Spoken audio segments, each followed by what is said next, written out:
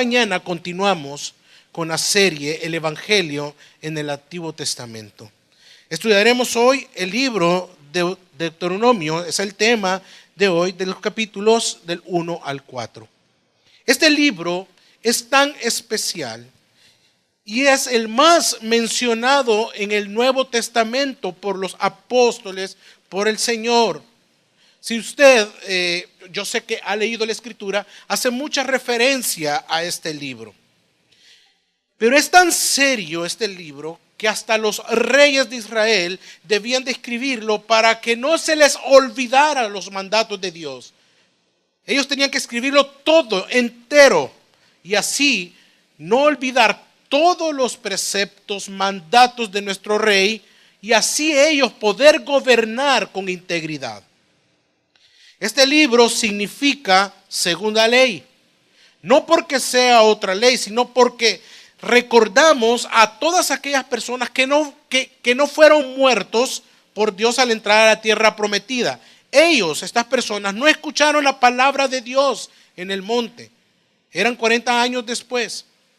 Entonces, Moisés les explica todo lo que sus padres, ya muertos, habían escuchado por primera vez y que por su desobediencia, ¿por su qué, iglesia? Por su desobediencia no entraron. Este libro, este hermoso libro, lo componen 3 grandes discursos.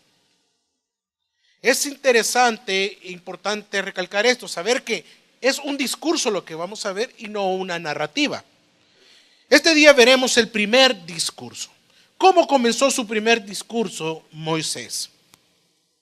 Del capítulo 1 al versículo 6 y del capítulo 3 al versículo 29, Moisés les pide que recuerden lo que sucede cuando se obedece o se desobedece la palabra de Dios. ¿Me escuchó muy bien, iglesia?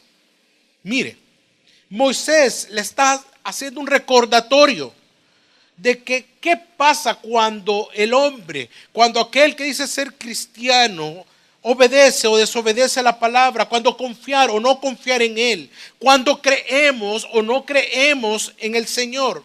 Pues Moisés fue testigo de todo eso, de todo lo que sucedió cuando este pueblo fue rebelde.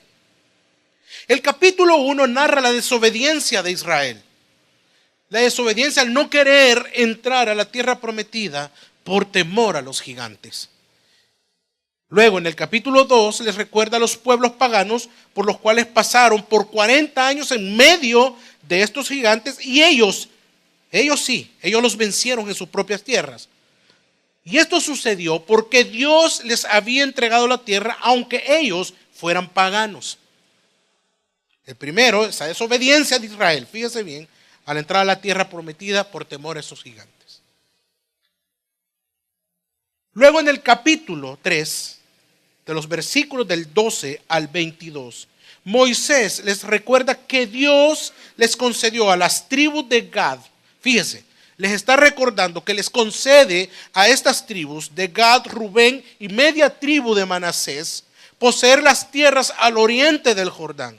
Por lo tanto, les manda a que hagan lo contrario. Ahí les pide que sí se enfrenten y tomen las ciudades porque Dios sí les estaba entregando la tierra a ellos. ¡Qué hermoso! Y así pasa, y así sucedió si nosotros leemos todo este capítulo. Luego Moisés, al final del capítulo 3, él narra cómo fue disciplinado, cómo fue él castigado por Dios para no entrar y gozar de la tierra prometida por algo que lamentablemente el cristiano muchas veces hace, por la desobediencia. En resumen, vemos que Moisés en su introducción a este primer discurso les recuerda 2 cosas. Primero, lo que sucede cuando se obedece y no se obedece a la palabra de Dios. Les está recordando, oigan, les voy a recordar qué sucede cuando ustedes son obedientes o no obedientes a Dios, que eso no pasa con nosotros. ¿Cómo llevamos nuestra vida? ¿Qué es lo que ha pasado? Usted puede ser testigo y decirle a sus hijos, cuando yo no conocía o cuando yo conocía al Señor y no obedecía o obedezco, estas son las cosas que pasan o estas son las cosas que no suceden. Pero también cuando se le teme al hombre y no a Dios. Segundo, y que Dios es Señor de todo cuanto existe. Amén. Dios es el Señor de todo. Él es el Señor de la historia de todos los pueblos. Por lo tanto, lo que Él pida hay que hacerlo. Y todo lo que Él dice, todo lo que Él diga, debe ser ¿qué? Escuchado. Escuchado por su pueblo y llevarlo a la práctica y llevarlo al hacer. ¿Cuántos dicen amén? Entonces, resulta una pregunta después de esto. ¿Por qué Moisés comenzó así su discurso? ¿Por qué? ¿Qué estaba pasando en la mente de este hombre, de Moisés? ¿Qué mensaje quería introducirles en la mente y en el corazón del pueblo de Dios? ¿Cuál era ese mensaje? Bueno, leamos Deuteronomio capítulo 4 de los versículos del 1 al 2. Ahora pues, oye Israel los estatutos y decretos que os enseño, a fin de observarlos, para que viváis y entréis a tomar posesión de la tierra que el Señor, el Dios de vuestros padres, os da. Nada añadiréis a la palabra que yo os mando, ni de ella quitaréis, para que guardéis los mandamientos del Señor vuestro Dios, que yo os ordeno. Ok, ¿cuál era el mensaje que quería Moisés darle a ellos? A este pueblo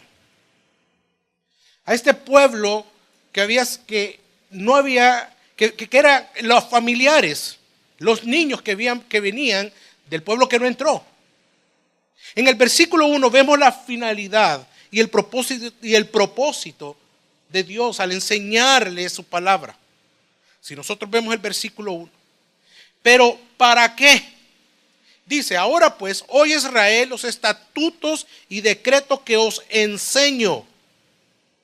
¿Pero para qué era? La respuesta lo dice acá.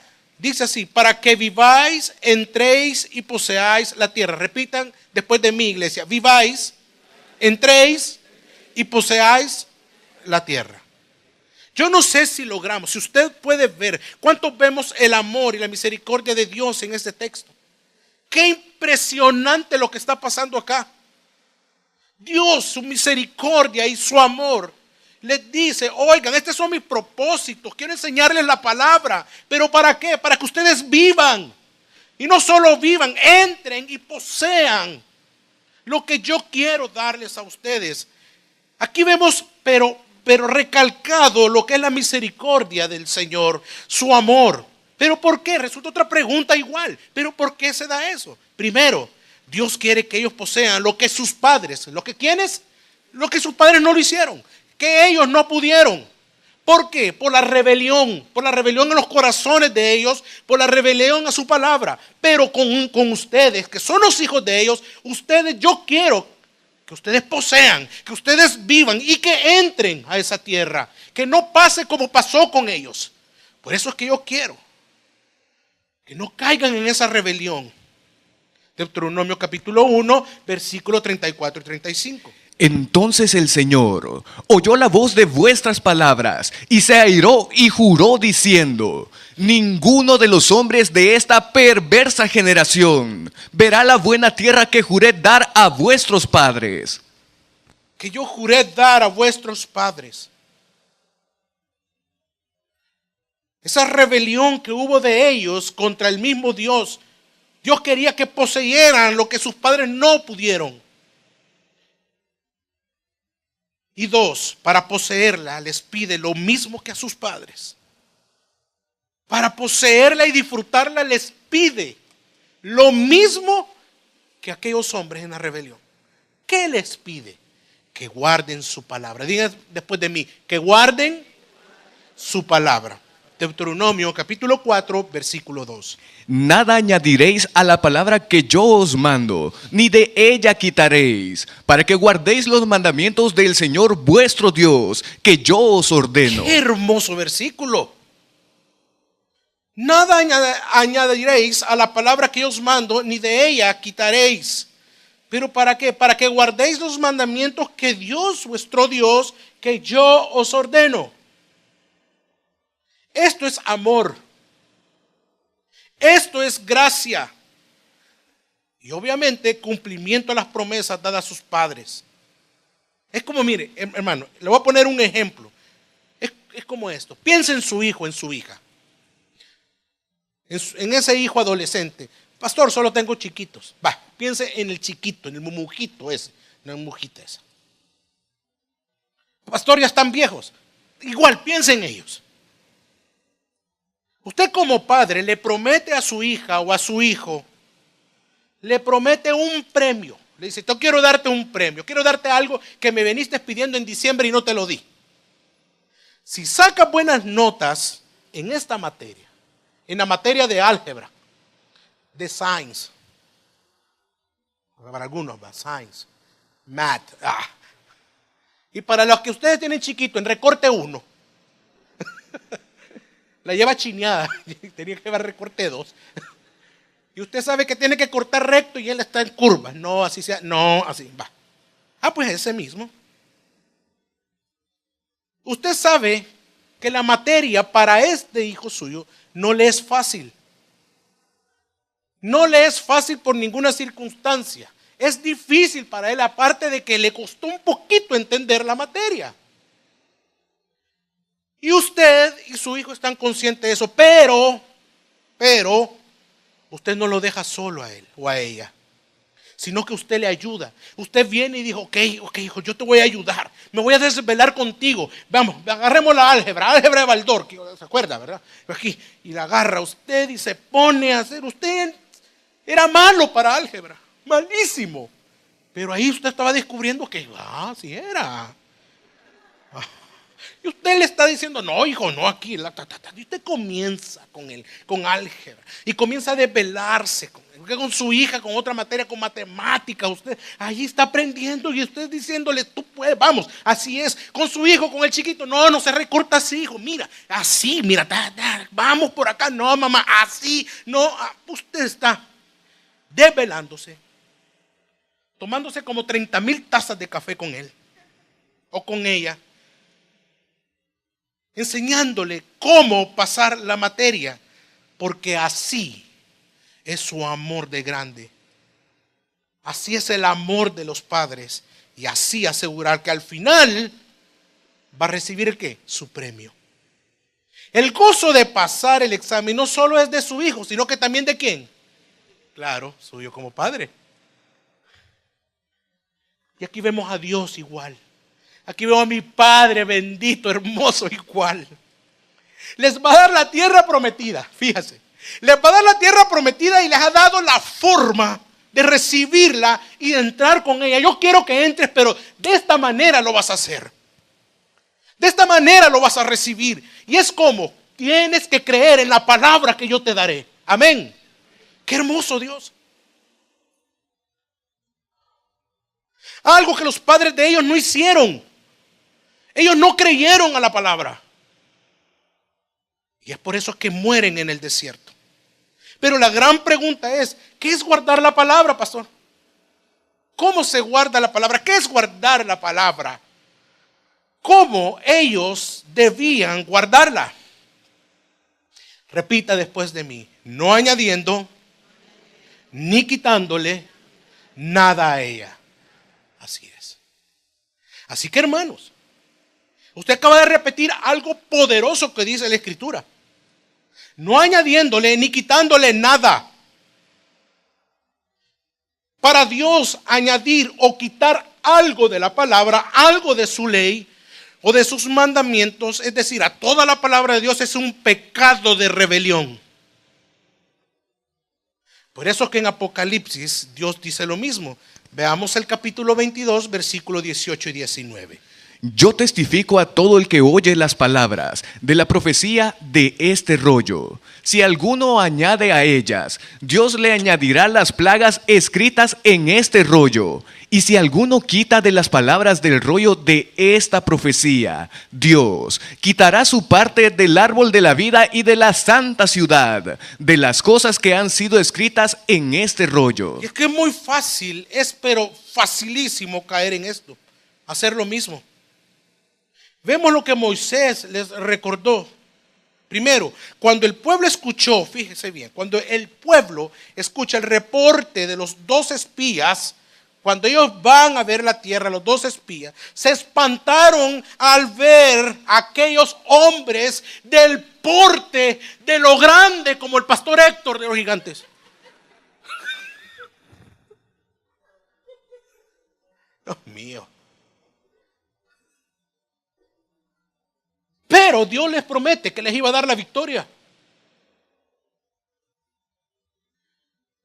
Les promete, les dice, les daré la victoria, pero ellos, fíjese bien, mire la rebelión, deciden, ellos se toman el atributo, se toman esa falsa autoridad de decidir, de no ir en contra de la palabra de Dios. Y lo vemos aquí en los versículos del 20 al 26 del capítulo 1 de Deuteronomio.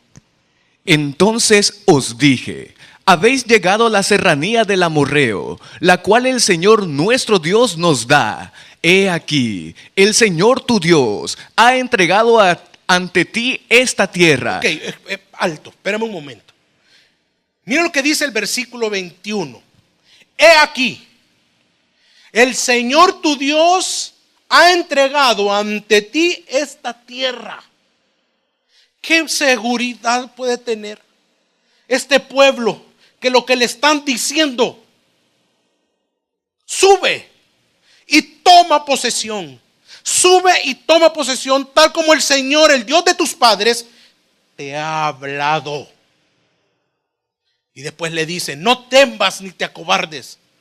Pero aún así, leamos lo que dice el versículo 22. Pero todos vosotros os acercasteis a mí y dijisteis, enviemos varones delante de nosotros para que exploren la tierra y nos informen acerca del camino por donde hemos de subir y de las ciudades en que hemos de entrar. Y me pareció acertado el consejo, por lo cual tomé 12 varones de entre vosotros, un varón por cada tribu, los cuales partieron, y subiendo la montaña llegaron hasta el arroyo de Escol, y exploraron el país. Tomaron en sus manos del fruto de la tierra, y nos lo trajeron. Nos informaron y dijeron, buena es la tierra que el Señor nuestro Dios nos da. Pero no quisisteis entrar. Antes os rebelasteis contra el mandamiento del Señor vuestro Dios. Pero no quisisteis entrar. ¿Y qué hicieron? Pero antes, fíjese bien, os rebelasteis contra el mandamiento del Señor vuestro Dios. ¿Qué hicieron? ¿Le agregaron o le quitaron, o sea, le borraron a esa palabra que Dios les dio? Sí. Le quitaron a la palabra, le borraron. Si vemos el versículo siguiente, el versículo 27, nos dice así: y murmurasteis en vuestras tiendas y dijisteis, ¿por qué nos aborrece? Oiga, no, qué terrible, Dios mío. Yo no veo que toda la escritura esto que dice aquí. ¿Por qué dijiste, ¿por qué nos aborrece el Señor? Nos aborrece el Señor, nos sacó de la tierra de Egipto para entregarnos en manos del amorreo y destruirnos. Todo lo contrario a lo que acabamos de leer en el primer versículo 20. Aquí vemos un ejemplo de cómo es fácil restarle a la escritura y cómo Dios ve eso. ¿Cómo lo ve, iglesia? Como rebeldía. Una rebeldía. Pero luego vemos cuando Dios les dice que van a morir en el desierto y no entrar en la tierra prometida. Dice la Biblia que ellos dijeron en Deuteronomio, siempre en el capítulo 1, los versículos 41 y 43. Entonces respondiéndome dijisteis, hemos pecado contra el Señor. Nosotros ciertamente subiremos y pelearemos, tal como el Señor nuestro Dios nos ha ordenado. Y os ceñisteis cada uno sus armas de guerra, y os aprestasteis para subir temerariamente a la serranía. Pero el Señor me dijo, diles, no subáis ni peleéis, pues yo no estoy entre vosotros, no sea que os veáis derrotados ante vuestros enemigos, y os hable, pero no escuchasteis, sino que os rebelasteis contra el dicho del Señor, y persistiendo con altivez, subisteis a la serranía. Y continúa diciendo, y ustedes persistieron con altivez.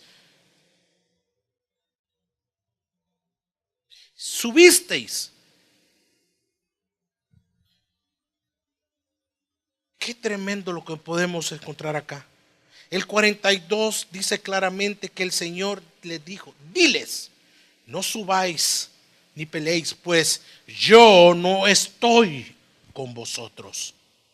No sea que veáis derrotados ante vuestros enemigos. En el versículo 43, ellos dijeron, en otras palabras, si nosotros lo vemos, Dios está con nosotros, hombre, vamos, subamos. ¿Acaso no es la altivez, la arrogancia del hombre?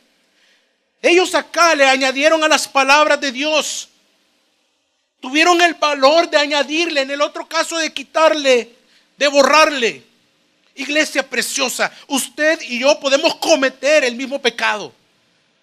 Podemos caer, o quizás usted esté en este momento en ese pecado.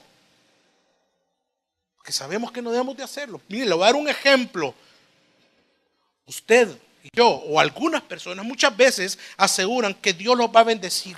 Estamos seguros, no, andate de mojado, andate tranquilo.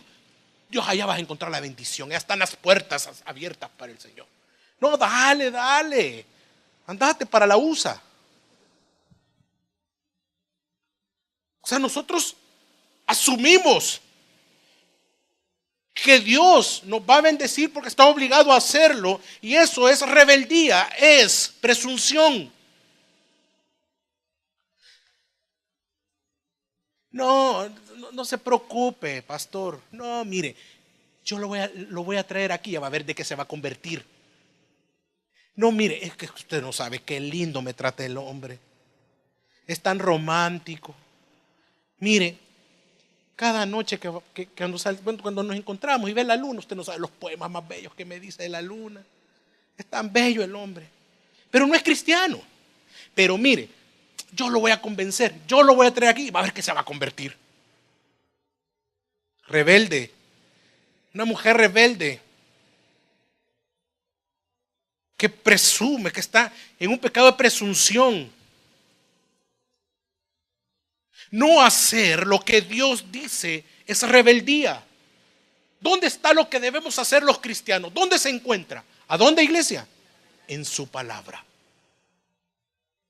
No hacer lo que Dios dice es rebeldía. Por más que estés sirviendo, por más que seas pastor, por más que estés predicando, que estés haciendo lo que sea para una iglesia, si tú no estás obedeciendo a Dios en su palabra, estás cometiendo rebeldía. Pero también hacer lo que Dios no nos ha mandado hacer también es rebeldía. Eso se llama presunción. El mensaje de Dios para ellos entonces fue: porque Dios, siendo Señor del cielo y la tierra, manda a su pueblo a que en cualquier circunstancia de sus vidas guarden su palabra, no quitándole, no añadiéndole, para que vivan, entren y poseen la tierra que Dios les da. Ese es el mensaje de Dios para ellos. Ese fue el mensaje del Señor para este pueblo. Entonces, ¿cuáles son las circunstancias que ellos no deben de quitar ni añadir a la palabra de Dios, pastor? Moisés continúa su discurso explicando las circunstancias en las que ellos día a día deben de guardar la palabra. Es decir, no quitando ni añadiendo nada.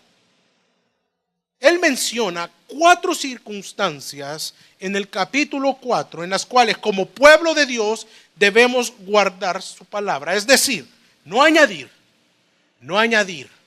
no quitar nada a la Escritura, a lo que Él nos dice. Veamos la primera. Primero, no le añadas ni le quites en nada la palabra a la vista de las demás naciones. Leamos los versículos 5 y 6. Mirad, os he enseñado estatutos y decretos, conforme me enseñó el Señor mi Dios, para que hagáis así en medio de la tierra donde vais a entrar para poseerla. Observadlos y practicadlos, pues constituye vuestra sabiduría y vuestro entendimiento a la vista de las naciones, las cuales tendrán noticia de todos estos estatutos y dirán: en verdad esta gran nación es un pueblo sabio y entendido. En verdad, este hombre es alguien entendido y sabio. El pueblo debe ser un testimonio de justicia para las naciones. La iglesia debe ser un testimonio de justicia para los demás, para las naciones. Mateo, en el Evangelio de San Mateo, capítulo 5, versículo 16, dice, yo lo leo: así alumbre vuestra luz. Mire lo que está diciendo el Señor. Así alumbre vuestra luz delante de los hombres. ¿Para qué? Para que vean vuestras buenas obras y glorifiquen a vuestro Padre que está en los cielos. Debemos de ser de testimonio a los demás.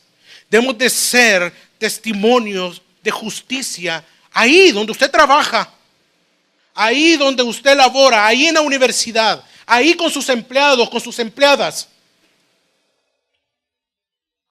Ahí donde vive, en esa colonia.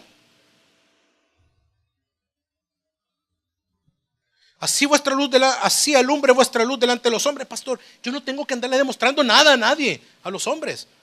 Yo soy cristiano y punto. Y yo llego, me voy, llego a la oficina, salgo, me voy, entro, salgo. A mí no me interesa. Yo como lo que quiero, hago, bebo, hago todo lo que quiero. A mí, yo solo mi relación, Dios y yo. No. Se supone que somos diferentes al mundo. Amén. Y dice la Biblia que esa luz tiene que alumbrar delante de ¿quiénes? De los hombres. Tiene que ver quién es el que posee tu corazón, quién gobierna y dirige tu vida.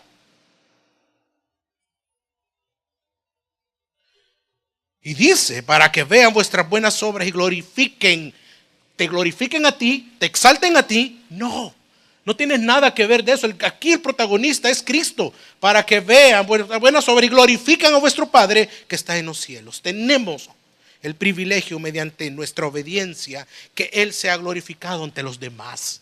Ante todos los demás, ¿se imagina? Fíjense que le quiero contar. Hay amigos que no creen que yo soy cristiano. Después de 21 años, 22 años de cristiano. No creen. Cuando teníamos los cultos, un día jueves vino uno. Yo estaba ahí y lo vi de reojo que entró. Yo dije, vino el Kuma. Así le decíamos, el Kuma. Y yo contento porque la Kuma había venido. Yo dije, hoy sí, se convirtió el Kuma. Gloria a Dios. Pero cuando yo paso y me paro acá y solo me ve, se queda. No sabía que yo era cristiano. Bueno, sabía que era cristiano, pero no sabía que yo aquí servía en esta iglesia. Y se queda y le hace. Se levantó, se fue atropellando a todo mundo, tirando las sillas. Y llegó allá. Y dice, ustedes no saben quién está ahí. A uno de los servidores que estaban en aquel tiempo. Y ese es un drogadicto. Es un borrachísimo, pero drogo. Ladronazo el que está ahí. Pero ladronazo. Ladronator le dicen.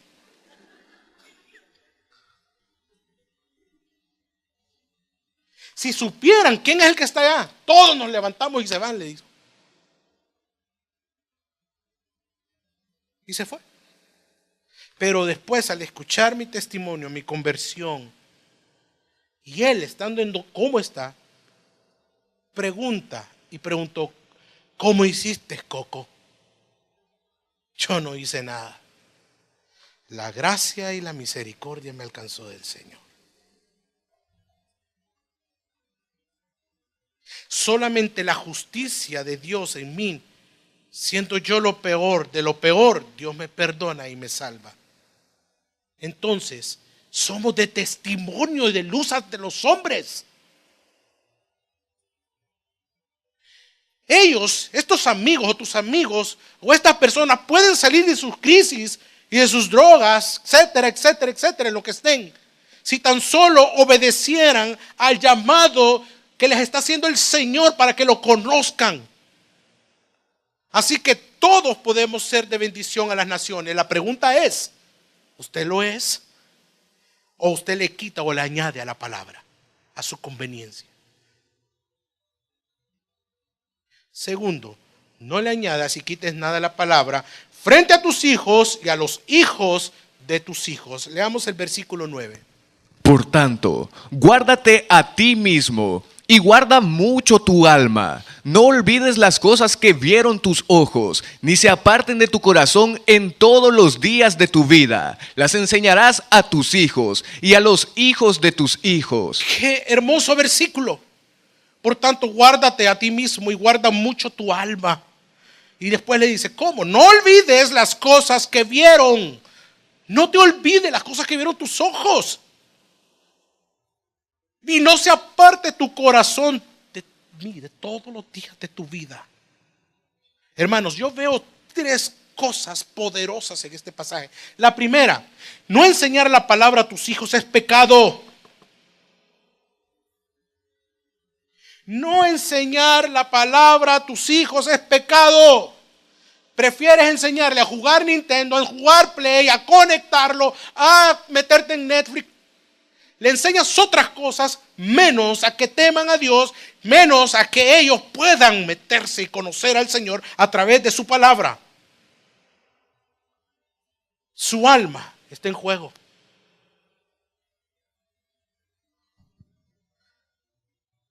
No enseñar la palabra a tus hijos es pecado, iglesia. 2, no enseñar a tus hijos la palabra es asegurar que el futuro o que en el futuro ellos se olviden de Dios. Pueden venir acá al culto, pequeños. Yo tengo 3 hijistillos lindos, pero no por eso van a ser salvos porque yo soy pastor. O porque vienen acá. Yo tengo que asegurar, tengo que sembrar la palabra en sus corazones, enseñárselas. Y así yo me aseguro que en su futuro, ellos, en los problemas, en las crisis, en el momento, ellos miren la palabra de fruto. Pero también, eso asegura que tú no te olvides de la palabra de Dios y te apartes del Señor de la fe. ¿Quién aprende más? ¿Cuando el que enseña o el que está siendo enseñado? El que está enseñando. Si tú no lo haces con tus hijos, te estás olvidando también de la palabra. Corres el riesgo de olvidarte de ella y de apartarte del Señor. Tercero, no solo con nuestros hijos tenemos una responsabilidad. Si usted ve el versículo, dice, le enseñarás a tus hijos y a los hijos de tus hijos. No, que a los nietos también. Hermanos, adultos mayores que están acá. Tú tienes un llamado de enseñarle a tus nietos la escritura. Sobre tus canas hay mucho en donde tú le puedes decir, no hagas esto, la Biblia dice, la Biblia enseña, la Biblia nos dirige, la Biblia dice que esto, no hagas como yo hice, porque me fue mal, no temí a Dios. Nadie puede ni está en la obligación de encaminarlos en la palabra de Dios y en su temor. Esa es la tarea, y la tarea de ministrar la palabra de Dios es para usted y para mí en nuestros hogares. Amén. Usted es el responsable. No es en el colegio. En el colegio dan una muy buena enseñanza. Es cierto. Los colegios cristianos, verdaderamente cristianos. No en el colegio, no es el pastor, aunque lo hacemos, obvio, lo hacemos con amor. Pues nosotros y el colegio hacemos y ejercemos nuestras labores. Pero en la casa, ¿dónde, iglesia? En su casa. Son ustedes, los padres, los llamados a hacer. Le quiero dar un ejemplo con mis hijos. Yo tengo 3 varones y comen como leones. Cuando estén adolescentes, pobrecitos, la refri. Bueno, los que tienen varones saben. Tengo 3 varoncitos. 4, 5 y 8 años. Pues los 3 quieren el mismo juguete. Ven el juguete y dicen, no, yo quiero ese. Viene Mateo, el más pequeño, dice, yo lo vi primero. Y viene el de en medio y dice, yo lo tenía primero. Y viene el mayor y dice, por jerarquía y porque soy el mayor, yo lo tengo. Ese anti. Yo soy la autoridad, dice. Así que se sujetan a mí. Qué terrible, manipulador. El problema no es el juguete. El problema es el corazón de ellos. Y el error de uno es venir y decir, ¿qué no tenía primero? Yo. Ah, no, al más chiquito déselo. No, el que tiene, no, el jefe aquí, el mayor. No hay que reprobar su autoridad. No. A ellos hay que enseñarles que tienen un corazón egoísta y que a ellos, cada uno de ellos, no les importa la felicidad del otro, sino que la ponen a un lado porque ellos quieren tener el juguete. ¿Acaso no es un problema del corazón de pecado? Hay que enseñarles el pecado. ¿Pero cómo? A través de la Escritura y llevarlos a la cruz. Pero eso no le corresponde a mi vecino. Decirle, vecino, disculpe, fíjate que tengo un problema con un juguete de los niños, ¿cree que me lo resuelve? Pastor Javier, fíjate que tengo problemas con mis 3 enanos, ¿crees que me ayudas? Venite, así con la pata cuica, venite. No. ¿De quién es deber? Papá, así es con usted. Así es usted. ¿Y si no tiene palabra? Ah, no, pero vienes enseña lo otro. Pero no les enseña palabra. Pero sí vienes enseña a hacer negocios, ya, pero no les enseña palabra. Pero sí les enseña cómo resolver a través de la mentira, a través del sabor, resolver su vida, porque lo ven a usted, pero no les enseña palabra. Tercero, no le añades y quites a la palabra frente a Dios, a un Dios celoso, a un Dios que es fuego consumidor. Versículos 15 y 16. Así, guardad diligentemente vuestras almas, ya que ninguna figura visteis el día en que el Señor os habló en Horeb, en medio del fuego, no sea que os corrompáis y os fabriquéis escultura, imagen de algún ídolo conforme de hombre o de mujer. Dios nos dice que Él no les habló sin imagen alguna. Ustedes pueden hacerse imagen mía, pero van a caer y no pueden caer y no podemos caer en la idolatría. Usted puede decir, hermano, que no le preocupa esto. Probablemente quizá usted no tenga imágenes en su casa, o las que tiene las heredó por su abuelita, su tío. Ay, pastor, es que me da, mire, no sé qué, usted no sabe el significado que tiene. Es que me la regaló mi tatarabuelita. Mi abuelita, mi abuelistía, mire, me la heredó mi tío. Si usted tiene alguna imagen, la Biblia es clara, prohíbe tener imágenes. La palabra sí lo dice. Aunque la haya heredado, aunque la tenga por adorno, es que bien lindo el elefante, pastor. Sí, es de la India, pero es un dios pagano, dicen, pero es bien lindo, se me ve ahí. Tal vez me trae esta suerte.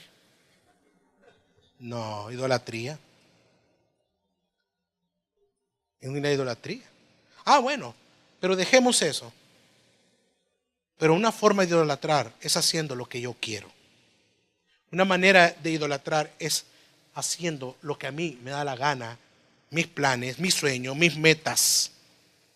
Entonces mi gran ídolo en este caso soy yo mismo. Recuerde que el corazón es una fábrica de hacer ídolos y el primer ídolo que levanta esa fortaleza es nosotros mismos.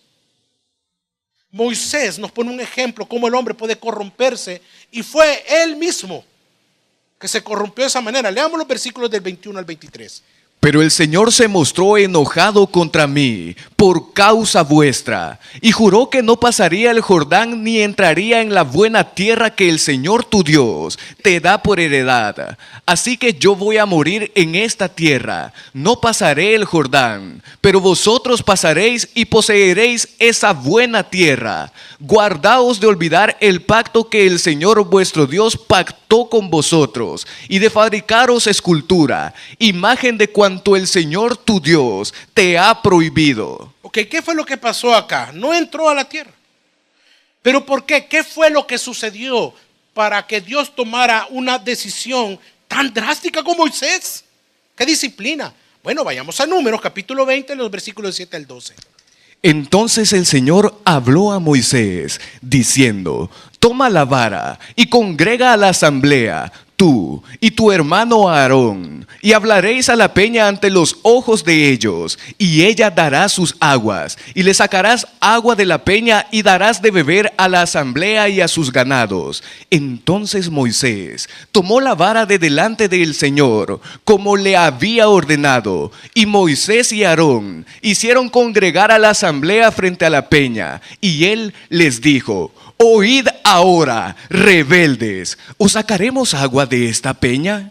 Entonces Moisés alzó su mano y golpeó la peña con su vara 2 veces, y salieron muchas aguas, y bebieron la asamblea y su ganado. Pero el Señor dijo a Moisés y a Aarón: por cuanto no creísteis en mí, para santificarme a vista de los hijos de Israel, no introduciréis a esta congregación en la tierra que les he dado. Wow. A Moisés se le dijo que le hablara a la peña, e hizo todo lo contrario. Y si nosotros vemos el versículo 10, Moisés llega y le dice: oíd ahora, rebeldes.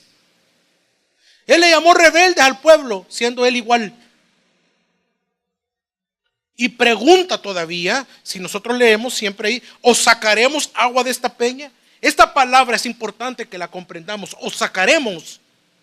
Aquí estaba dando a entender que por medio de ellos, de Moisés y Aarón, les daría agua al pueblo, cuando esto no era así. Iba a ser por medio de Dios de diferente manera.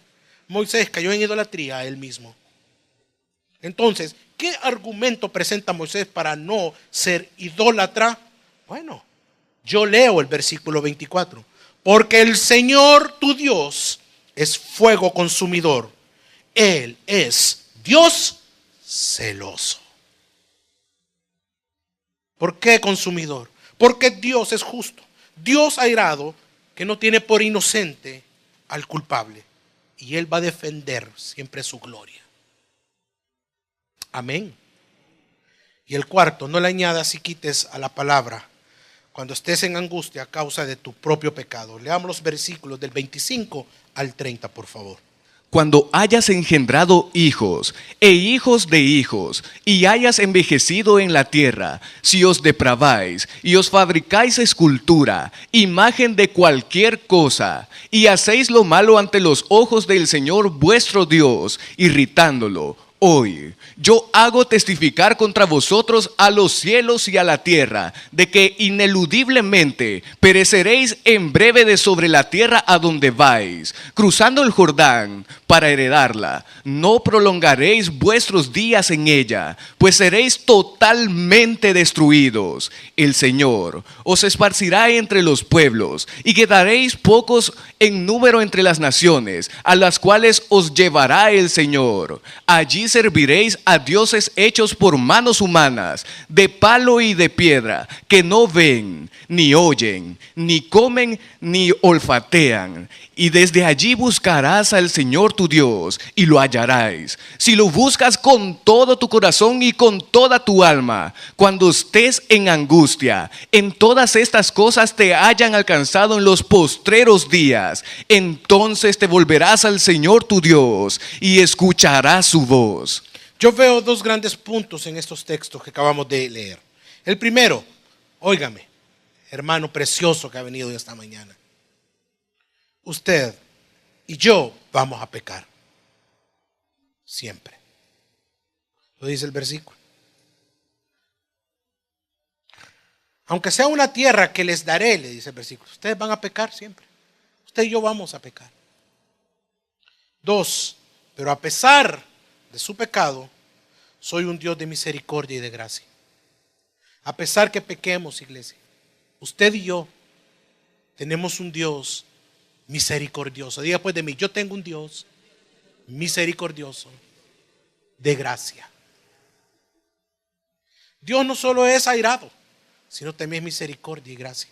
Éxodo capítulo 34, versículo 6, yo lo leo. Pasó pues el Señor por delante de él proclamando: el Señor, Dios misericordioso y clemente, lento para la ira y grande en misericordia y verdad. Hermanos, no solo es airado y justo y cobra el pecado. Él es nuestro Padre, por tanto, así nos trata como a sus hijos. Si observamos cómo Moisés actúa en todo esto, es Dios mismo actuando como un padre. Moisés como un padre dirigiendo a sus hijos que no pequen contra Dios. Y Él les cuenta cómo los otros no quisieron obedecer y que ellos ahora no hagan lo mismo. Es así como nosotros somos con nuestros hijos. Hijo, no salgas con estas personas. Mira lo que dicen las noticias. Mira lo que está pasando. Estas personas te quieren hacer mal. Obedece a Dios. No salgas con ese hombre. Hija, no te dejes seducir por las palabras de ese hombre. Teme a Dios. Espera en el Señor. Depende de Él. Porque tenemos un Dios misericordioso, un Dios de gracia. Amén. Entonces, iglesia, ¿cómo usted puede estar seguro que Dios no solo es fuego consumidor, sino también misericordia? Yo le invito a que miremos la cruz, al inocente. Miremos la cruz. Dios matando a su hijo y a la vez salvando a los transgresores. Nosotros pecamos y su ira estaba sobre nosotros y Dios justo lo pagó. ¿A dónde? En la cruz. Vemos la paga del pecado. Y vemos también la bondad de Dios. Vemos la ira de Dios, pero vemos su infinito amor. Vemos la justicia. Vemos la justicia y la gracia de Dios. Vemos la paga del pecado y su bondad.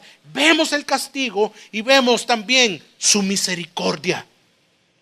Todo, absolutamente todo fue en un solo sacrificio. El de Jesús en la cruz por ti y por mí. El perfecto sustituto y redentor de nuestras almas, Jesucristo. Iglesia, está leyendo el Evangelio de Deuteronomio. Dios es un Dios de misericordia y de gracia. Amén. En tiempo de angustia, no le quite, no le añada la palabra de Dios. Esto significa que cuando usted sufra por causa de sus propios pecados, no haga estas cosas. Primero, no piense que Dios no le va a perdonar si usted llega, le busca en arrepentimiento. Porque en Cristo Él sí le perdona. Y dos, ni piensa que si no se arrepiente, la justicia de Dios no le alcanzará.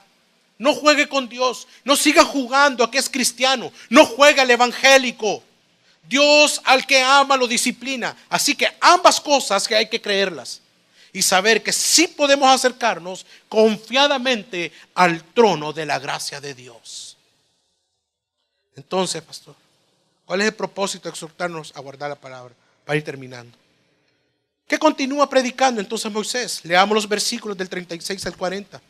Desde los cielos te ha hecho oír su voz para instruirte, y sobre la tierra te ha mostrado su gran fuego, en medio del cual has oído sus palabras, y porque amó a tus padres, y escogió a su descendencia después de ellos. Dios te sacó de Egipto personalmente mediante su gran poder, expulsando delante de ti a naciones más grandes y más poderosas que tú, para introducirte y darte en heredad la tierra de ellos, como sucede hoy. Por tanto, reconoce hoy y reflexiona en tu corazón que el Señor es Elohim, arriba en los cielos y abajo en la tierra, y que no hay otro. Guarda pues sus estatutos y mandamientos que yo te ordeno hoy, para que te vaya bien a ti y a tus hijos después de ti, y prolongues tus días sobre la tierra que el Señor tu Dios te da para siempre. Amén.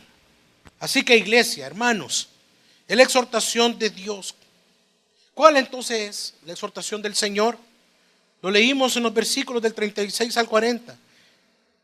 Esta ley te la doy por 3 razones, por la cual no debemos nosotros de quitar y añadir a esta palabra, a su palabra. Estas razones son: la primera, te ha hecho oír su voz para instruirte. Amén. Qué hermoso. Versículo 36. Desde los cielos te ha hecho oír su voz para instruirte, y sobre la tierra te ha mostrado su gran fuego, en medio del cual has oído sus palabras. Desde los cielos te ha hecho oír su voz para instruirte. Segundo, te dio la palabra porque te ama. Dice el versículo 37, y porque amó a tus padres y escogió a su descendencia después de ellos.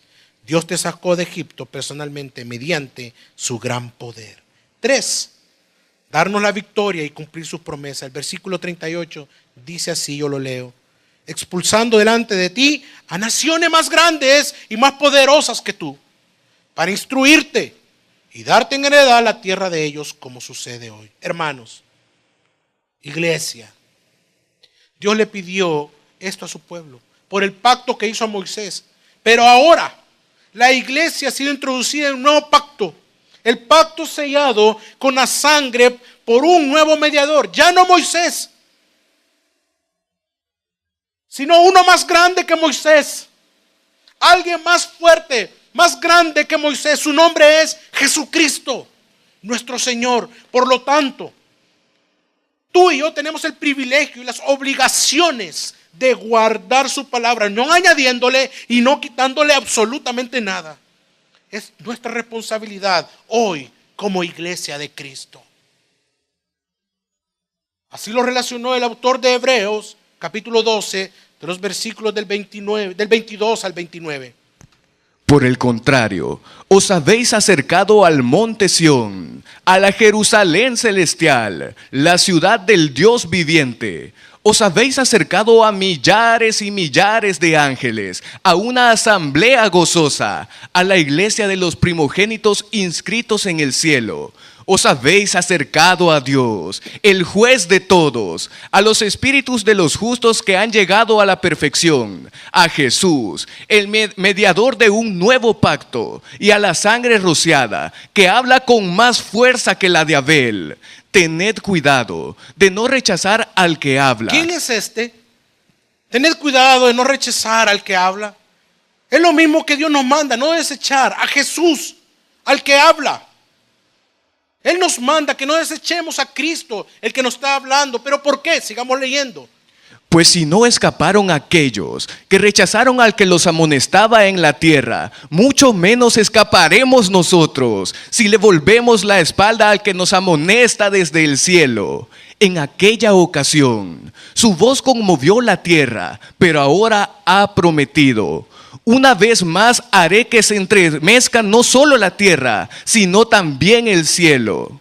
La frase "una vez más" indica la transformación de las cosas movibles, es decir, las creadas, para que permanezca lo inconmovible.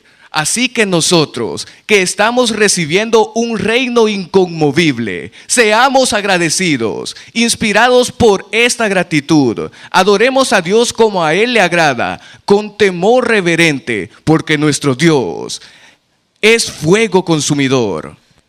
Nos manda no desechar a Jesús, al que habla. ¿Pero por qué? Porque el Dios, fuego consumidor, es Cristo. Es Cristo. Así que vivamos para Él en su temor. Así que hagamos su voluntad. Así que obedezcamos a su palabra. Obedezcámoslo en el temor a nuestro Señor. Iglesia, ¿repetirían conmigo lo siguiente? Porque Jesús es mi Señor y Salvador. Vamos a repetirlo. Porque Jesús, mi Señor y Salvador, es fuego consumidor.